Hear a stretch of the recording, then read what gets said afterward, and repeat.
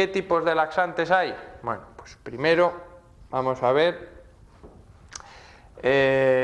un tipo de sustancias que lo que hacen, vamos a imaginar nuestro intestino, pues este tipo de sustancia que lo que hace es atraer líquido. Es una sustancia densa, una sustancia que no se absorbe y lo que hace es atraer líquido dentro de la luz del intestino.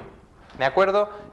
Al atraer líquido aumenta el volumen, disminuye la densidad y hace que sea más fácil de eliminar. Son los que se llaman habitualmente los purgantes. Purgante es una sustancia densa que no se absorbe y que por eso atrae el líquido. Al aumentar el líquido es más fácil eliminarlo. No olvidemos que cuanto más reseco esté, más difícil de evacuarlo es. O el siguiente tipo de laxantes. Bueno, pues aquellos que lo que hacen es reblandecer las heces. Si nosotros tenemos aquí una gran cantidad muy reseca, es muy difícil de eliminar. ¿De acuerdo? En algunos casos, hablando de situaciones de sequedad, llega a lo que se conoce como impacto fecal. ¿Qué es eso? Impacto fecal se produce cuando las heces en gran cantidad se resecan tanto que llegan a enclavarse, llegan a producir un tapón. En estos casos aparece lo que se llama falsa diarrea. ¿En qué consiste? Consiste en que por los lados, por los pocos espacios que deja este tapón, se pierde líquido y por eso después, durante un periodo de estreñimiento largo, pues aparecen pequeñas pérdidas líquidas, que es lo que se conoce como falsa diarrea. Bueno, seguimos con los laxantes. Además de los purgantes, de aquellos que sirven para reblandecer, hay algunos que aumentan las secreciones directamente y la motilidad. Vamos a pasar a los lubricantes. Seguimos como los coches igual, los lubricantes, bueno, pues la glicerina y el aceite, que tienen la misión precisamente eso, de lubrificar para que sea más fácil la eliminación. Y los últimos, aquí andan, mucílagos. ¿Qué es esto? ¿Esto con este nombre qué es? Los mucílagos andan muy en relación con esto. Son sustancias que aumentan el bolo intestinal, que aumentan los residuos. Aumentan los residuos, como puede ser, bueno, pues la fibra que hablábamos antes. Estamos hablando pues, de la famosa cáscara sagrada, por ejemplo, del salvado, sustancias que no se absorben. ¿De acuerdo? Esto sí es importante, entre otras cosas porque es lo más natural. Es decir, esto se puede tomar de manera indiscriminada, que no pasa nada y viene muy bien. ¿De acuerdo? Esto, bueno, pues anuncios verán en la tele con cáscara sagrada de todo tipo, de cereales con muchos residuos, bueno, pues importante, sobre todo para combatir cuando uno empieza con estreñimiento, mucho antes que andar con cualquiera de estos tipos, empezar por aquí. ¿De acuerdo? Acabamos el estreñimiento y nos vamos, este es el segundo, al último de los trastornos que vamos a ver hoy.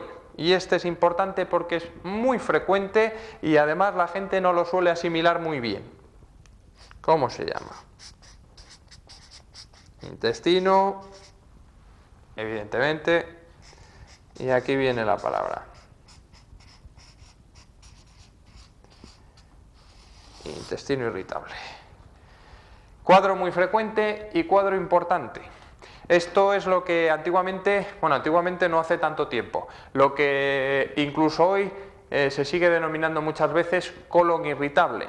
Colon irritable es una expresión bastante menos acertada que esta, puesto que no es siempre el colon el que da los problemas, sino que los problemas pueden venir de cualquier altura del tubo digestivo, del estómago, del intestino delgado, del intestino grueso, de cualquier parte. Por eso se denomina mucho más acertadamente intestino irritable. Generalmente es el intestino el que da los problemas, uno u otro. ¿En quién ocurre esto? Bueno, vamos a decir primero qué es. El intestino irritable es un cuadro clínico que se caracteriza por la aparición de dolor abdominal y alteración de la motilidad intestinal. Dolor y alteración, que es crónico porque son episodios agudos pero recidivantes. Es decir, no es un dolor y una alteración de motilidad que sea constante, pero son muchos episodios que reinciden a lo largo de la vida del paciente. ¿En quién se da este síndrome, el intestino irritable? Bueno, más frecuente en las mujeres, no porque sean más irritables que los hombres, pero es más frecuente en las mujeres. Se suele asociar a características de personalidad un poquito irritables también, por decirlo de alguna manera. Son personas, por lo general, más agresivas, son personas, pues en algunas ocasiones un poquito histéricas, son personas que tienen muchas veces trastornos obsesivo-compulsivos, en fin, personas que no suelen reaccionar bien, tienen unas características de personalidad previas por las que uno empieza a sospechar este diagnóstico.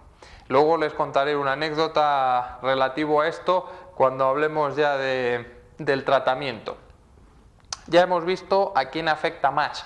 ¿Por qué se produce esto? Bueno, no está demasiado claro por qué. Lo que sí se suele observar es que en estas personas las contracciones del intestino en algunas ocasiones reaccionan al estrés de una manera desmesurada. Es decir, cuando uno se encuentra en una situación estresante, se encuentra muy agobiado, con periodos de nervios, de más nervios de la cuenta, su sistema neuromuscular actúa más de la cuenta y las contracciones normales del intestino se producen con mayor frecuencia y con mayor intensidad, y es lo que provoca los dolores.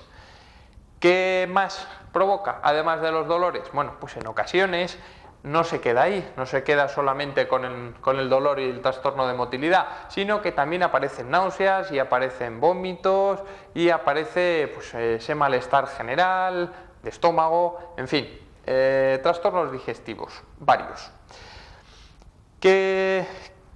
¿Cómo sospechamos que tiene eso? Bueno, pues empezando por eso, por las características de la persona.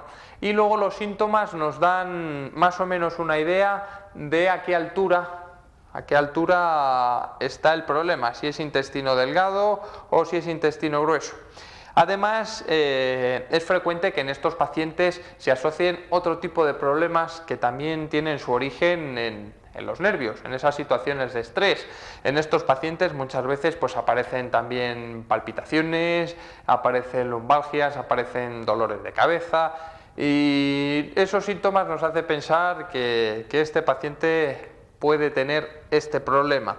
Este problema que lleva hasta el 50% de los diagnósticos en consultas ambulatorias. Es decir, de todos los pacientes que consultan en el ambulatorio por un dolor abdominal y por trastornos de motilidad, hasta el 50% la causa de esos problemas está aquí, en el intestino irritable. ¿Qué más vamos a ver? Bueno, ¿qué características tiene ese dolor? Pues el dolor en algunas ocasiones es de gran intensidad, suele ser un dolor generalizado, generalmente periumbilical, alrededor del ombligo, una zona central. Es un dolor que la mayoría de las veces no interfiere con el sueño, es decir, no despierta por la noche. Eso es una diferencia importante porque el resto de los problemas más anatómicos pues no andan con ese ciclo de sueño-vigilia.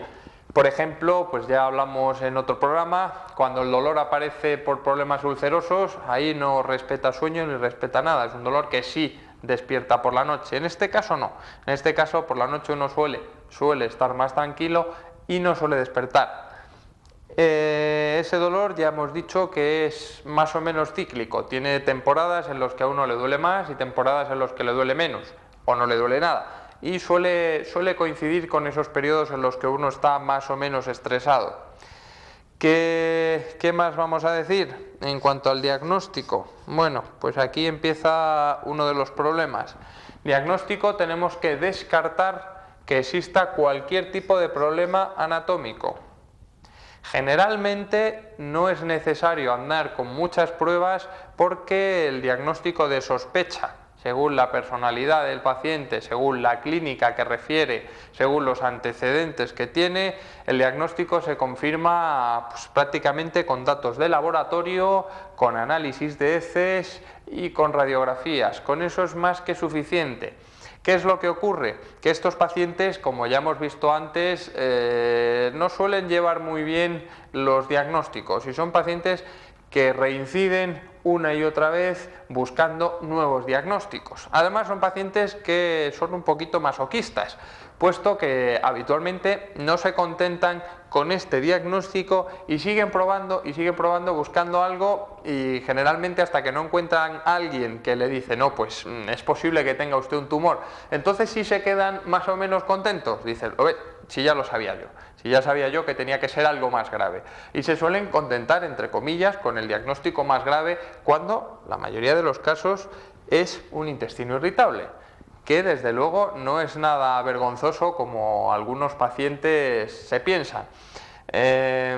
Recordando la anécdota de la que les hablaba antes, pues de mis tiempos de estudiante, una señora de 30 y tantos años que ya había pasado por algún que otro médico, esto era un ambulatorio, la Seguridad Social, y después de las pruebas de radiología, de laboratorio, pues el médico con el que yo estaba le dijo, señora, lo que usted tiene es un intestino irritable. Y la señora entró en cólera y empezó a decirle al médico, usted me está llamando histérica, ¿qué se piensa que soy? Y acabó con una frase histórica de a que le araño.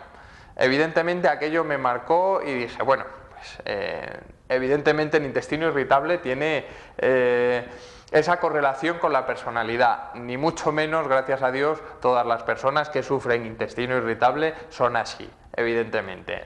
Hay personas muy tranquilas, pero bueno, que les afecta más el grado de estrés y por eso les afecta más al intestino. Tampoco hay que confiarse y achacarlo todo a este diagnóstico y no seguir haciendo pruebas por parte del paciente. Es el médico el que con las pruebas que realiza dice hasta aquí hemos llegado, ya queda confirmado, o hay sospechas de vamos a seguir un poquito más adelante. Después de ver lo que tenemos que hacer y sobre todo lo que no tenemos que hacer, en cuanto a diagnóstico vamos a hablar un poquito del tratamiento de estos pacientes. Generalmente cuando se logra hacer comprender al paciente que su problema, que realmente existe, es decir, no es que al paciente no le pase nada, sino que la raíz de su problema tiene la base en el estrés, en los famosos nervios, y a partir de ahí somatiza en esta enfermedad, porque lo es.